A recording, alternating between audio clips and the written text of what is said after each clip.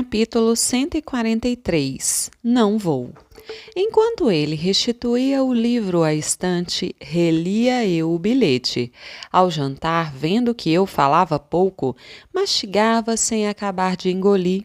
Fitava o canto da sala, a ponta da mesa, um prato, uma cadeira, uma mosca invisível.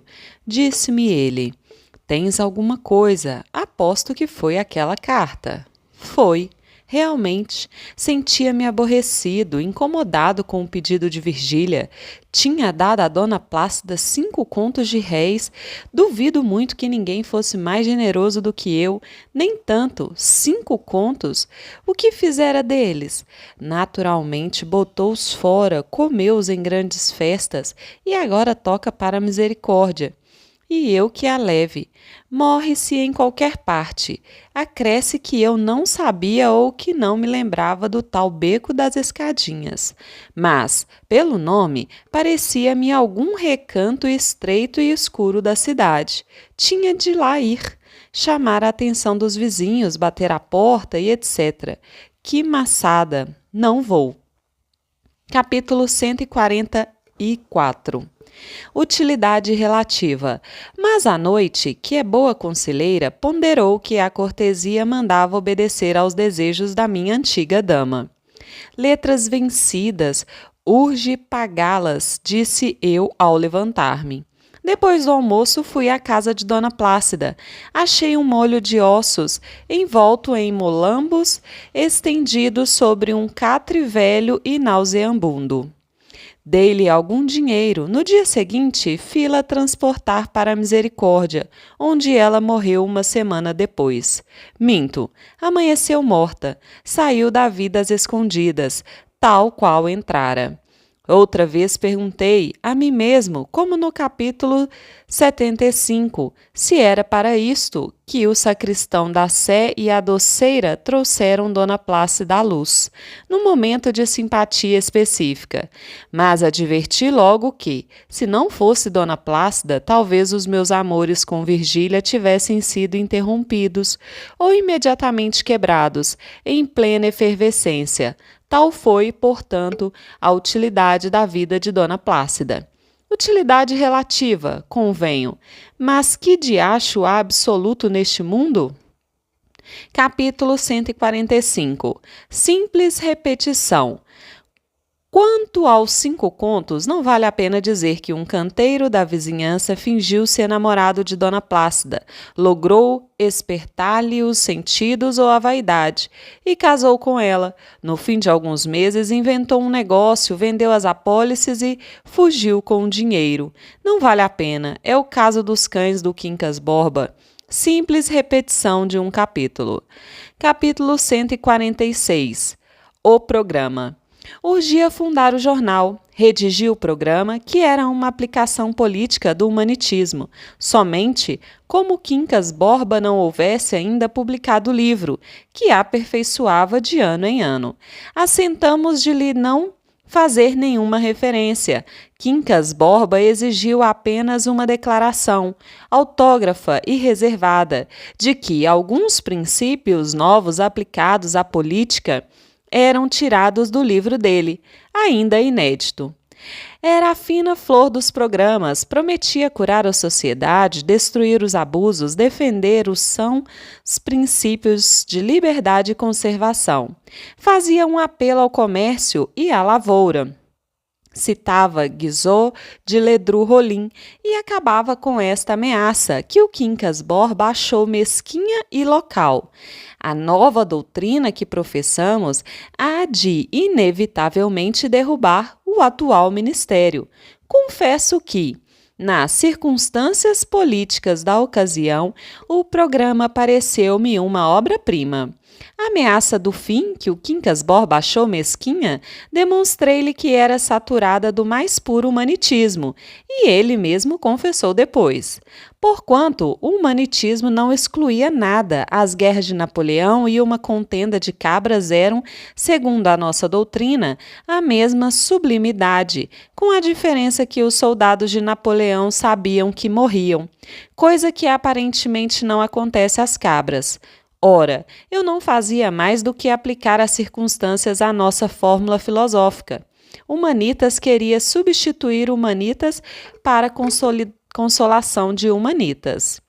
Tu és o meu discípulo amado, o meu califa, bradou Quincas Borba, com uma nota de ternura, que até então lhe não ouvira.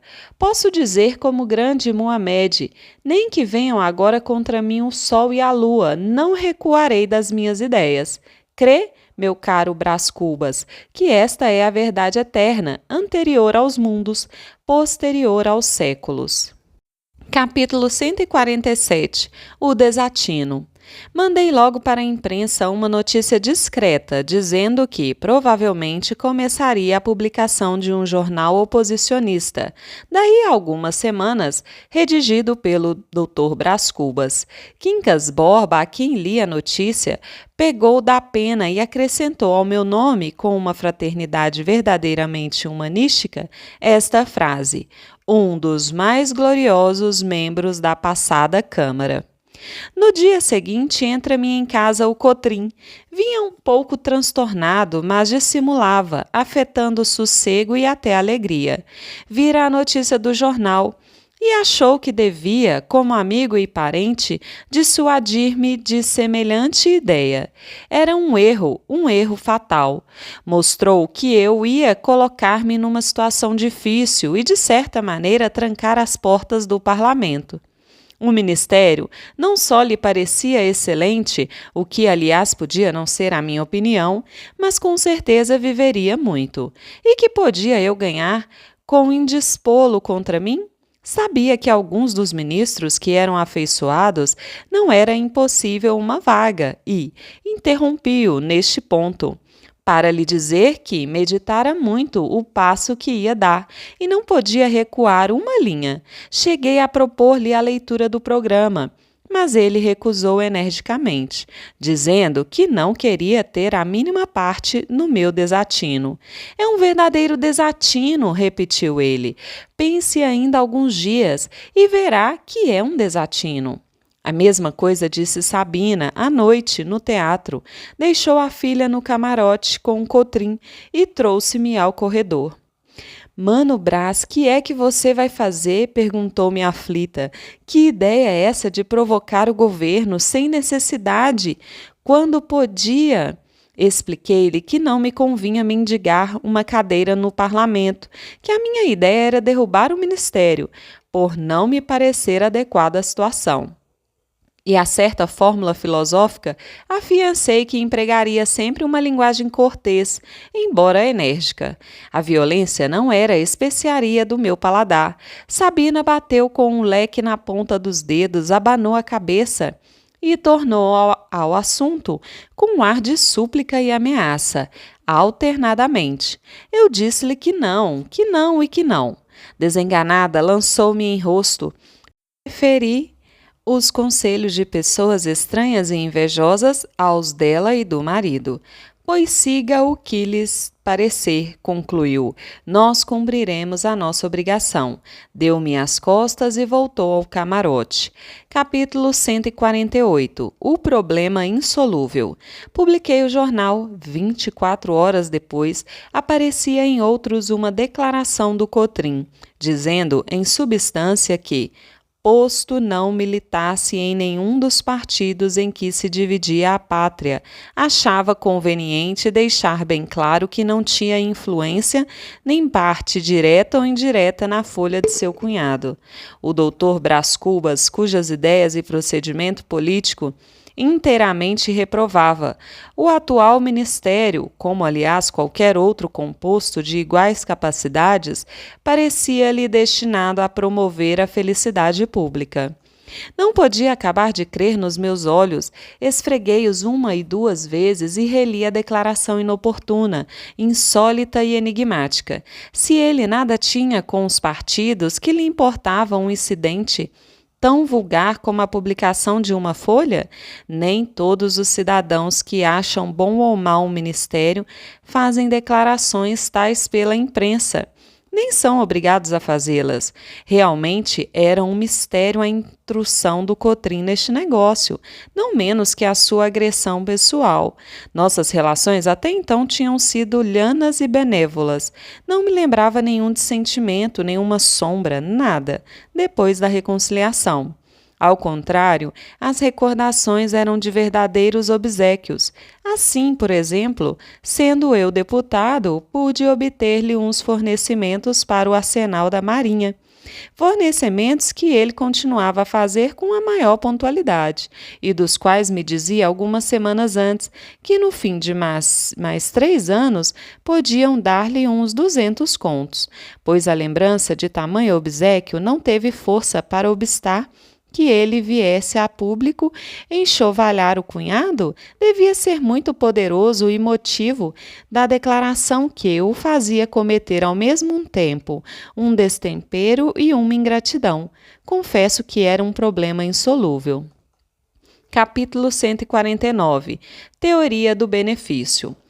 Tão insolúvel que o Quincas Borba não pôde dar com ele, apesar de estudá-lo longamente e com boa vontade. Ora, adeus, concluiu. Nem todos os problemas valem 5 minutos de atenção. Quanto à censura da ingratidão, Quincas Borba rejeitou-a inteiramente, não como improvável, mas como absurda, por não obter as conclusões de uma boa filosofia humanística.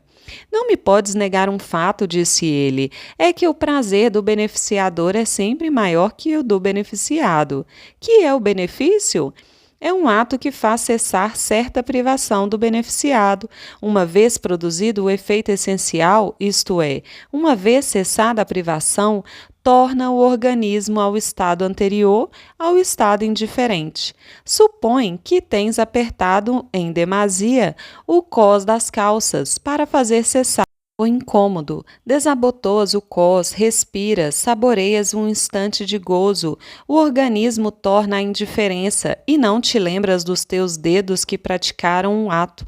Não havendo nada que perdure, é natural que a memória se esvaeça, porque ela não é uma planta aérea, precisa de chão. A esperança de outros favores, é certo, conserva sempre no beneficiado a lembrança do primeiro. Mas este fato, aliás, um dos mais sublimes que a filosofia pode achar em seu caminho, explica-se pela memória da privação, ou, usando de outra fórmula, pela privação continuada na memória, que repercute a dor passada e aconselha a precaução do remédio oportuno. Não digo que, ainda sem esta circunstância, não aconteça, algumas vezes, persistir a memória do obséquio, acompanhada de certa afeição mais ou menos intensa. Mas são verdadeiras aberrações, sem nenhum valor aos olhos de um filósofo. Mas, repliquei eu, se nenhuma razão há para que perdure a memória do obséquio no obsequiado, menos há de haver em relação ao obsequiador. Quisera que me explicasses esse ponto. Não se explica o que é de sua natureza evidente, retorquiu o Quincas Borba, mas eu direi alguma coisa mais. A persistência do benefício na memória de quem o exerce explica-se pela natureza mesma do benefício e seus efeitos. Primeiramente, há o sentimento de uma boa ação, e dedutivamente a consciência de que somos capazes de boas ações. Em segundo lugar, recebe-se uma convicção de superioridade sobre outra criatura, superioridade no estado e nos meios, e esta é uma das coisas mais legitimamente agradáveis, segundo as melhores opiniões, ao organismo humano. Erasmo, que no seu elogio da sandice escreveu algumas coisas boas, chamou a atenção para a complacência com que 2 burros se coçam um ao outro. Estou longe de rejeitar essa observação de Erasmo, mas direi o que ele não disse, a saber que se um dos burros coçar melhor o outro, esse há de ter nos olhos algum indício especial de satisfação. Por que é que uma mulher bonita olha muitas vezes para o espelho, senão porque se acha bonita, e porque isso lhe dá certa superioridade sobre uma multidão de outras mulheres menos bonitas ou absolutamente feias? A consciência é a mesma coisa. Remira-se a miúdo quando se acha bela. Nenhum remorso é outra coisa mais do que o trajeito de uma consciência que se vê hedionda. Não esqueças que, sendo tudo uma simples irradiação de humanitas, o benefício e seus efeitos são fenômenos perfeitamente admiráveis. Capítulo 150. Rotação e translação. Há em cada empresa, afeição ou idade um ciclo inteiro da vida humana. O primeiro número do meu jornal encheu minha alma de uma vasta aurora, coroou-me de verduras, restituiu-me a lepidez da mocidade. 6 meses depois bati a hora da velhice, e daí a 2 semanas a da morte, que foi clandestina, como a de Dona Plácida. No dia em que o jornal amanheceu morto, respirei como um homem que vem de longo caminho, de modo que, se eu disser que a vida humana nutre de si mesma outras vidas, mais ou menos efêmeras, como o corpo alimenta os meus parasitas, creio não dizer uma coisa inteiramente absurda, mas, para não arriscar essa figura menos nítida e adequada, prefiro uma imagem astronômica. O homem executa a roda do grande mistério, um movimento duplo de rotação e translação. Tem os seus dias desiguais como as de Júpiter, e deles compõe o seu ano mais ou menos longo. No momento em que eu terminava o meu movimento de rotação, concluía Lobo Neves o seu movimento de translação.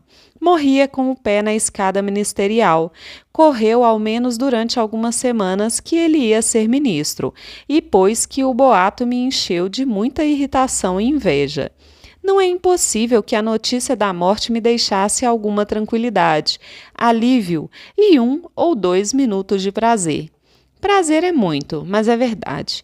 Juro aos séculos que é a pura verdade. Fui ao enterro.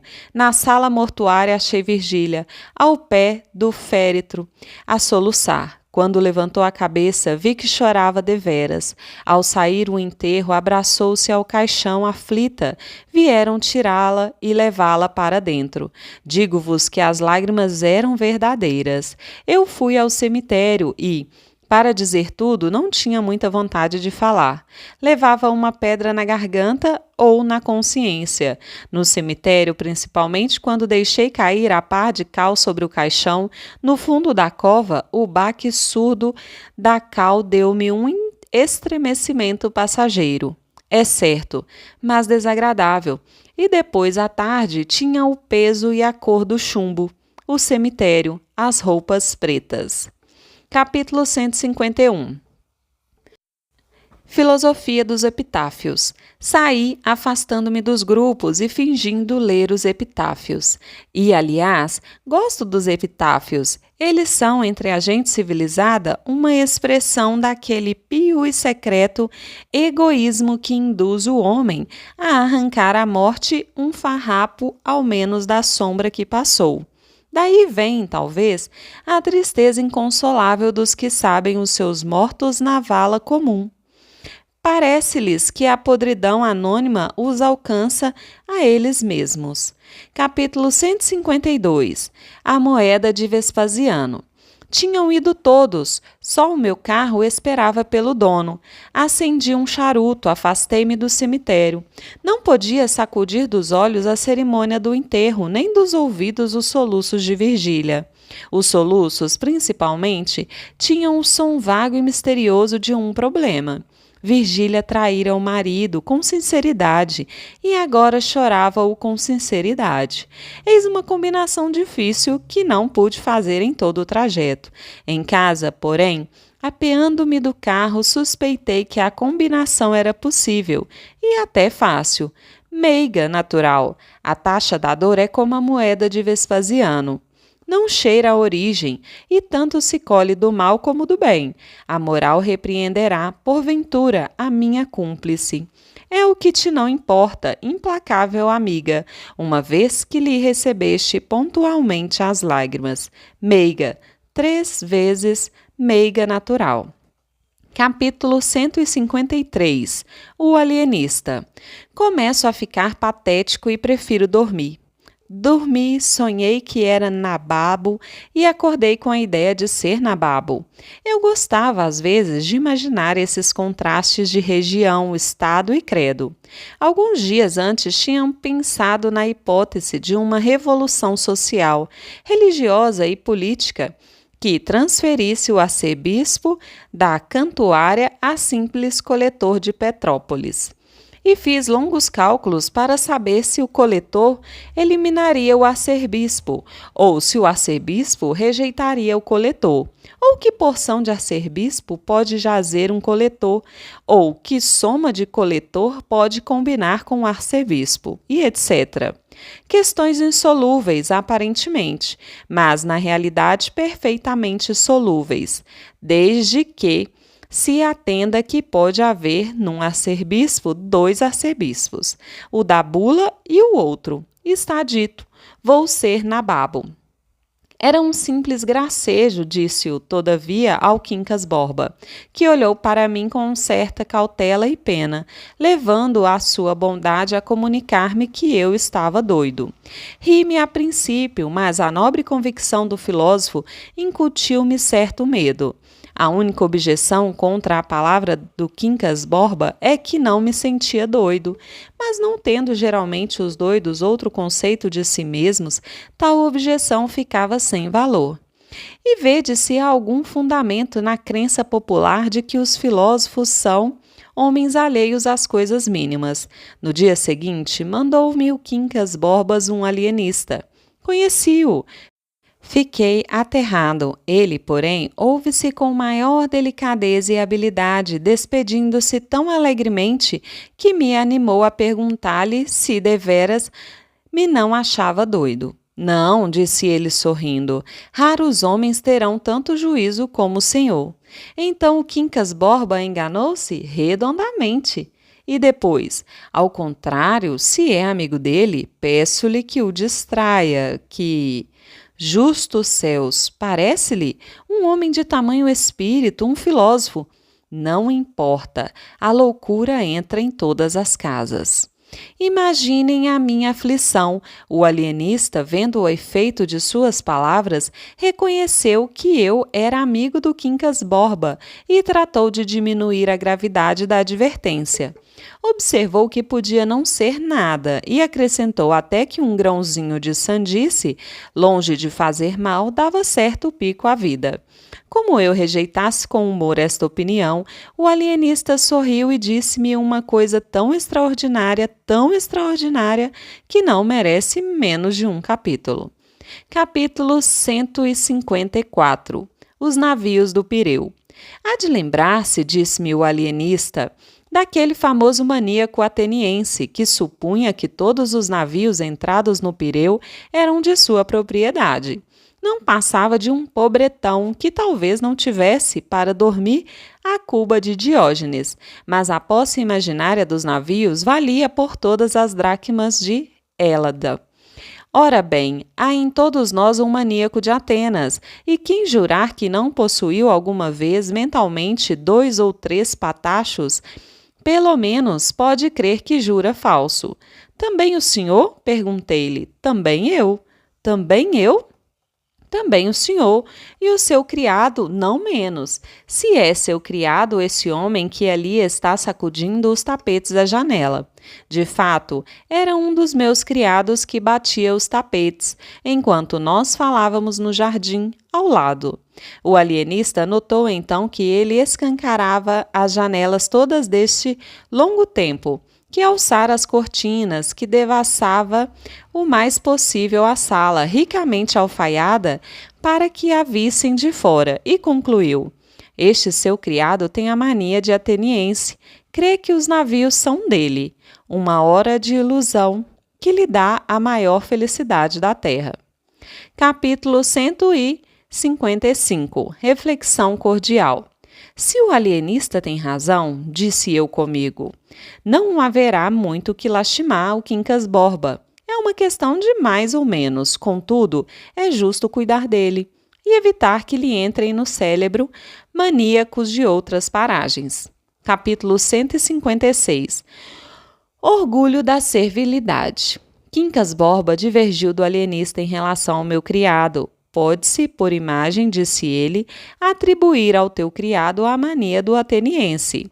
Mas imagens não são ideias nem observações tomadas à natureza. O que o teu criado tem é um sentimento nobre e perfeitamente regido pelas leis do humanitismo. É o orgulho da servilidade. A intenção dele é mostrar que não é criado de qualquer. Depois chamou a minha atenção para os cocheiros de casa grande, mais empertigados que o amo, para os criados de hotel cuja solicitude obedece às variações sociais da freguesia, etc. E concluiu que era tudo a expressão daquele sentimento delicado e nobre, prova cabal de que muitas vezes o homem, ainda a engraxar botas, é sublime. Capítulo 157. Fase brilhante. Sublime és tu, bradei eu, lançando-lhe os braços ao pescoço. Com efeito, era impossível crer que um homem tão profundo chegasse à demência. Foi o que lhe disse após o meu abraço, denunciando-lhe a suspeita do alienista. Não posso descrever a impressão que lhe fez a denúncia. Lembra-me que ele estremeceu e ficou muito pálido. Foi por esse tempo que eu me reconciliei outra vez com Cotrim, sem chegar a saber a causa do dissentimento. Reconciliação oportuna, porque a solidão pesava-me e a vida era para mim a pior das fadigas, que é a fadiga sem trabalho. Pouco depois, fui convidada por ele a filiar-me numa ordem terceira, o que eu não fiz sem consultar o Quincas Borba. Vai, se queres, disse-me este, mas temporariamente. Eu trato de anexar à minha filosofia uma parte dogmática e litúrgica. O humanitismo há de ser também uma religião e, do futuro, a única verdadeira. O cristianismo é bom para as mulheres e os mendigos, e as outras religiões não valem mais do que essa. Orçam todos pela mesma vulgaridade ou fraqueza. O paraíso cristão é um digno émulo do paraíso muçulmano, e quanto ao nirvana de Buda, não passa de uma concepção de paralíticos. Verás o que é a religião humanitística. A absorção final, a fase contrativa, é a reconstituição da substância, não seu aniquilamento e etc. Vai aonde te chamam, não esqueças, porém, que és o meu califa. E vede agora a minha modéstia, filiei-me na ordem terceira de... Exerci ali alguns cargos, foi essa a fase mais brilhante da minha vida. Não obstante, calo-me, não digo nada, não conto os meus serviços, o que fiz aos pobres e aos enfermos, nem as recompensas que recebi. Nada, não digo absolutamente nada. Talvez a economia social pudesse ganhar alguma coisa se eu mostrasse como todo e qualquer prêmio estranho vale pouco ao lado do prêmio subjetivo e imediato. Mas seria romper o silêncio que jurei guardar neste ponto. Demais, os fenômenos da consciência são de difícil análise. Por outro lado, se contasse um, teria de contar todos os que a ele se prendessem. E acabava fazendo um capítulo de psicologia. Afirmo somente que foi a fase mais brilhante da minha vida. Os quadros eram tristes, tinham a monotonia da desgraça, que é tão aborrecida como a do gozo, e talvez pior. Mas a alegria que se dá à alma dos doentes e dos pobres é recompensa de algum valor. E não me digam que é negativa, por só recebê-la o obsequiado. Não, eu recebia de um modo reflexo, e ainda assim grande, tão grande que me dava excelente ideia de mim mesmo. Capítulo 158. 2 encontros. Depois de alguns anos, 3 ou 4, estava enfarado do ofício e deixei-o, não sem um donativo importante que me deu direito ao retrato na sacristia. Não abacarei, porém, o capítulo sem dizer que vi morrer no hospital da ordem, adivinhem quem? A linda Marcela, e via morrer no mesmo dia em que, visitando um cortiço para distribuir esmolas, achei. Agora é que não são capazes de adivinhar. Achei a flor da moita, Eugênia, a filha de Dona Eusébia e do Vilaça, tão coxa como a deixara. e ainda mais triste. Esta, ao reconhecer-me, ficou pálida e baixou os olhos, mas foi obra de um instante. Ergueu logo a cabeça e fitou-me com muita dignidade. Compreendi que não receberia esmolas da minha algibeira e estendi-lhe a mão, como faria a esposa de um capitalista. Cortejou-me e fechou-se no cubículo. Nunca mais a vi. Não soube nada da vida dela, nem se a mãe era morta, nem que desastre a trouxera a tamanha miséria. Sei que continuava coxa e triste. Foi com esta impressão profunda que cheguei ao hospital, onde Marcela entrara na véspera e onde a vi expirar meia hora depois, feia, magra, decrépita. Capítulo 159. Semidemência. Compreendi que estava velho e precisava de uma força, mas o Quincas Borba partira 6 meses antes para Minas Gerais e levou consigo a melhor das filosofias. Voltou 4 meses depois e entrou-me em casa, certa manhã, quase no estado em que eu o vira no passeio público. A diferença é que o olhar era outro.